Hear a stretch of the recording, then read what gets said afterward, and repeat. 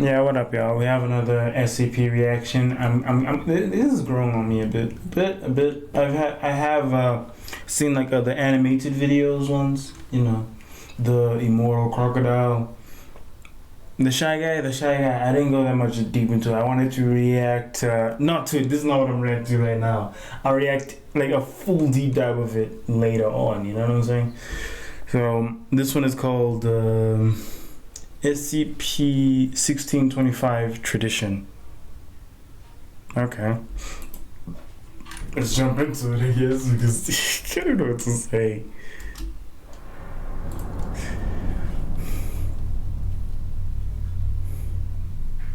Tradition. Traditional. Oh, good afternoon. Okay, this looks like this takes place southern of Africa. I don't want to say South Africa, southern of Africa. Central Africa, and it's a Keter. Oh my goodness, Keter class. Okay. And everyone, my name is Dr. Miller, and the SCP we're going to be looking at today is SCP-1625. Object Class, Keter. Previously Euclid. Special Containment Procedures. SCP-1625 itself cannot be contained due to its incorporeal nature. All members of the Amaski tribe, as well as their descendants, are Amaski. No, that has to be Central Africa, you know. Contained at the former quarantine area of Site-37. As of this date, 20/01/17, there are 53 individuals of the tribe living at the containment site who are to be provided standard living arrangements for on-site personnel, including food, water, and shelter. The current containment area consists of 53 cells for members of the tribe, which are their personal living areas. Amaski members are allowed contact with each other under supervision in the Site-37 cafeteria. However, multiple guards must be present at all times to prevent spread of SCP-1625. Guards are stationed around the living site and are to refrain from using lethal force unless authorized. See Security Document 371-A. Appropriate security measures during minor containment breaches of non-anomalous individuals. Under no circumstances outside of official testing are any Amaski descendants permitted to pass on oral or written tradition. Site security performs containment area search and sweeps for any possible recordings or documents of SCP-1625 once a week. Any Amaski members who are discovered attempting to record SCP-1625 are to be immediately reassigned to D-Class status following approval of Site Director Easton. Foundation operatives are currently searching for additional ethnic members of the clan, though a majority have been found and taken into Foundation custody. Out of an estimated approximately 85%, all agents who believe they have encountered an Amaski descendant are to acquire a DNA sample and send the sample to Biosite-4 for testing. If the individual is confirmed as being of at least 10% Amaski descent, Foundation agents are to secure and escort the subject to Site-37. SCP-1625-1 is secured at Observation Site 1625, located near Kenya. This site is currently Central Africa. Got it. presented to the public as an archaeological dig in the nearby area. Any testing performed involving SCP-1625 is to be relayed to Site-1625 immediately, so researchers may locate SCP-1625-1.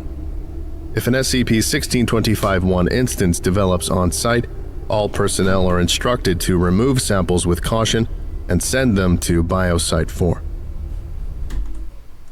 So, okay. Description: SCP-1625 is an oral tradition within the Amaski tribe of Kenya.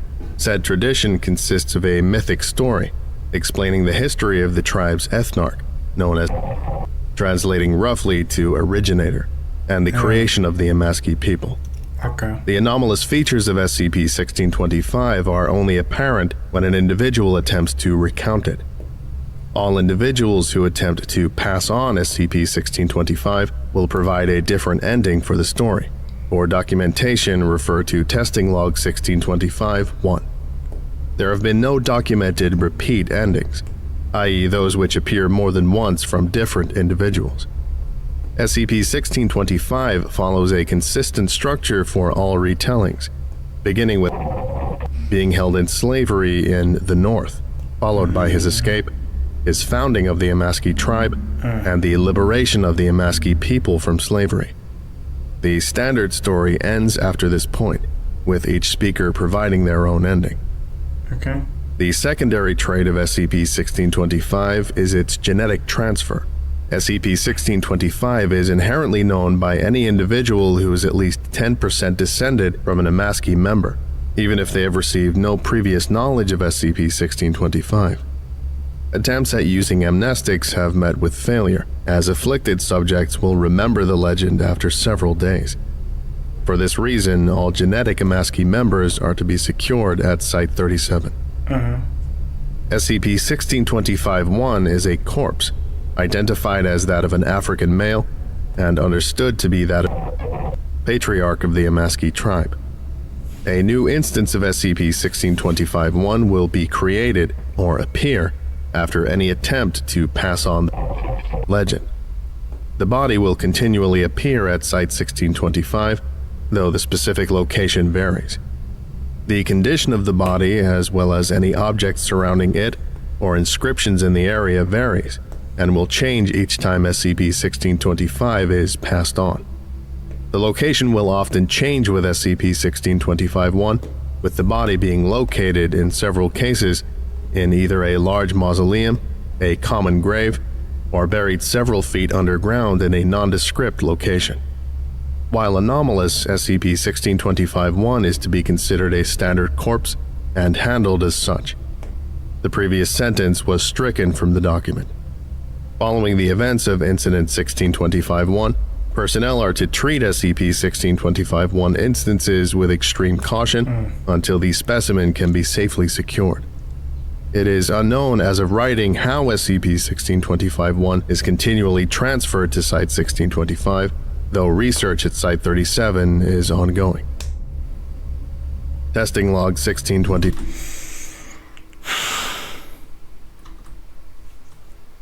So, this is a tradition, a story passed down from an unknown being, right? Because they keep redacting it, right?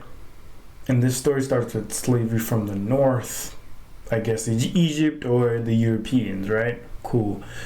Slavery from the North, and it ends with them getting liberated. Then they form this clan or tribe, and that's how it ends, or similarly how it ends, with each person who inherits this. And it cannot be erased from their memories because I guess it's in their soul, or it comes back to them, I guess, in one way or another. Give me a minute here. And then SCP-1625-1 is a corpse of this person? I don't know. The name is short as the originator of the tribe. I don't know. And they say it keeps appearing and disappearing in this site, particularly where these pure-blooded tribes lived. And anyone who has more than 10% blood in their veins knows the story. That's why it's Keter, because it can spread. Anyone who has a fraction of percent of this, then boom. Dang, bro, this is big. Now let's get into the testing. 5.1. Subject: ethnic Amaski member Adra Abbasi. Summary: Subject was asked to inform junior researcher Marson about his ancestral story. After relating the standard story, the speaker's legend continued with taking many wives and living into old age, until one of his unfaithful wives, identified as, poisoned him using guaya, Lathyrus sativus, the Indian pea. SCP-1625-1 results. SCP-1625-1 was discovered in an ornate above-ground tomb featuring carvings along the walls, picturing burial and execution. SCP-1625-1 was found with no external injuries, though later testing revealed large amounts of guaya in SCP-1625-1's stomach as well as evidence that neurolatherism was the cause of death. A full list of autopsies performed on SCP-1625-1 is located in Document 1625-78C. Subject: Junior Researcher Marson. Okay. Summary: following the above text, Junior Researcher Marson was asked to write down a summary of the legend. Marson proceeded to repeat the same story related to him by Audra Abbasi. However, once he reached the point following the liberation, his written account diverged. He became a tyrant of the people.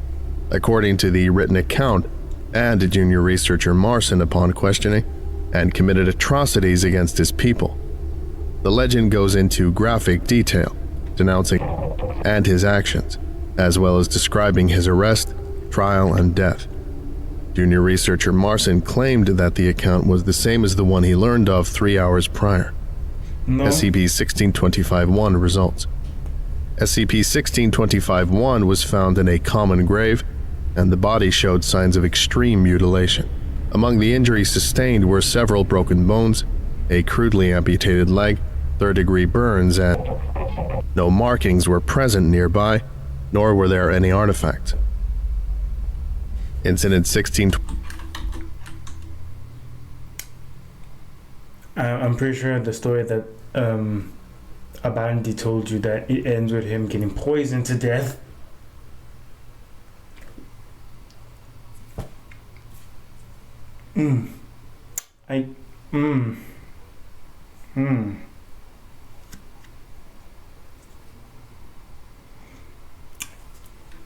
If I was in the interview room with researcher Madison and I realized he changed the story, I'm like, stop. Because now, who knows, maybe, see, I think this is the issue here. What if someone retelling the story could, I don't know, maybe say that this rejected guy could resurrect once more. Then once a body appears again, instead of him just being a body, he wakes up.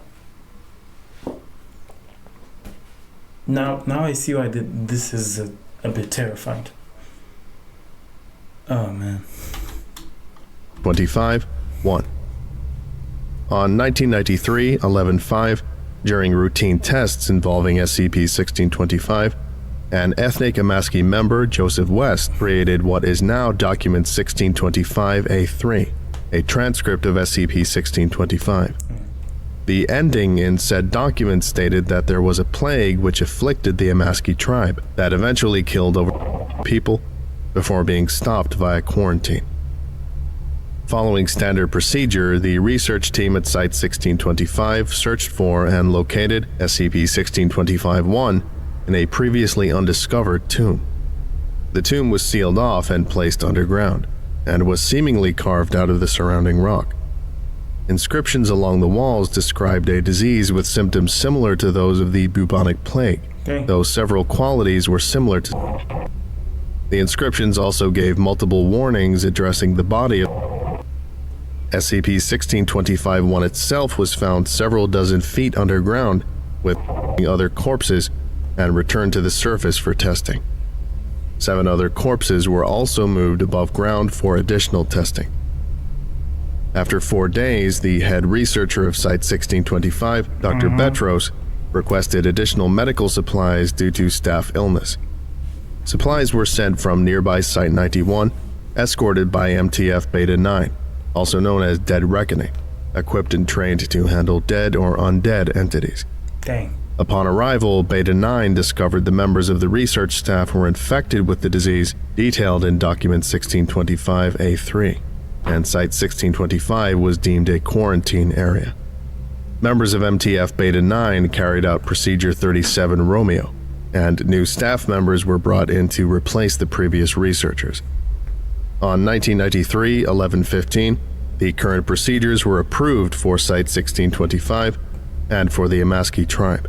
The tribe, along with 12 descendants, was moved to Site-37 on 1994-4-17.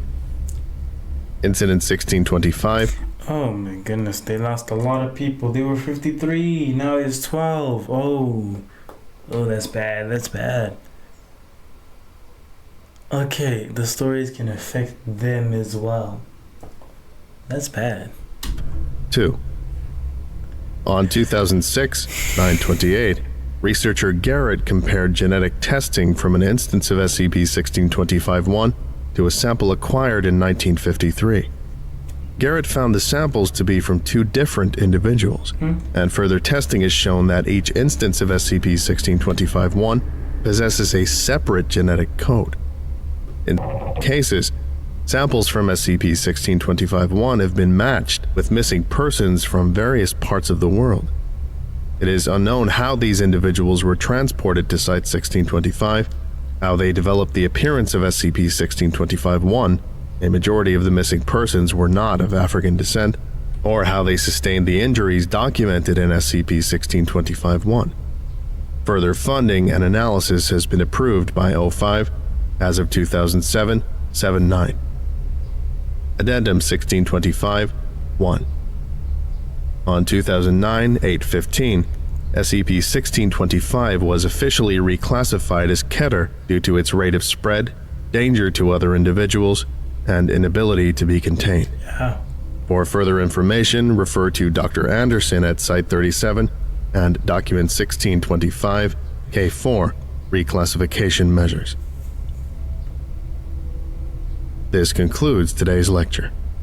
Thank you for listening, if indeed you still are, and you are all dismissed. Goodbye.